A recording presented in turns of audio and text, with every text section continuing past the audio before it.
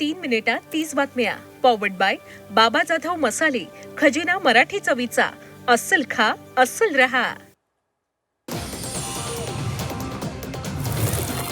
दुबार आणि बोगस मतदारांना ठोकून काढण्यासाठी ठाकरेंचा भगवा गार्ड 2000 शिवसैनिक आणि मनसैनिक केंद्राबाहेर तैनात राहणार.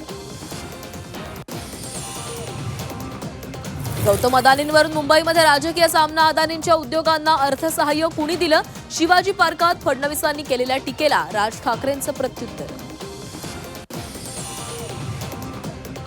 अजितदादा भाजप नेत्यांकडे जात असल्यास हरकत नाही, भलतीकडे गेले तर विचार करावा लागेल. फडणवीसांचा दादांना इशारा. तर पुणेकर असा रिझल्ट देणार, कुठे जाण्याची गरज भासणार नाही, दादांचा पलटवार. डोंबिवलीत भाजप शिवसेनेमध्ये पैसे वाटपाच्या आरोपांवरून तुंबळ हाणामारी. कोयता हल्ल्यामध्ये 3 जण जखमी. घटनेनंतर दोन्ही पक्षांकडून आरोप प्रत्यारोप.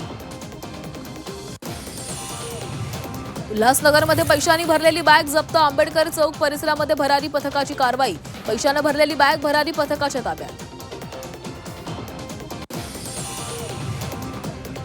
पिंपरी चिंचवडमध्ये भरारी पथकाची कारवाई. रहाटणी भागामध्ये 19 वॉशिंग मशीन जप्त. निवडणुकीच्या पार्श्वभूमीवर कारवाई. रवींद्र चव्हाणांनी लुंगीऐवजी लेंगा घातला असता. संजय राऊतांचा भाजप प्रदेशाध्यक्ष रवींद्र चव्हाणांना सल्ला. चव्हाणांची लुंगी म्हणजे रसमलाई इफेक्ट आहे का? राऊतांचा खोचक सवाल.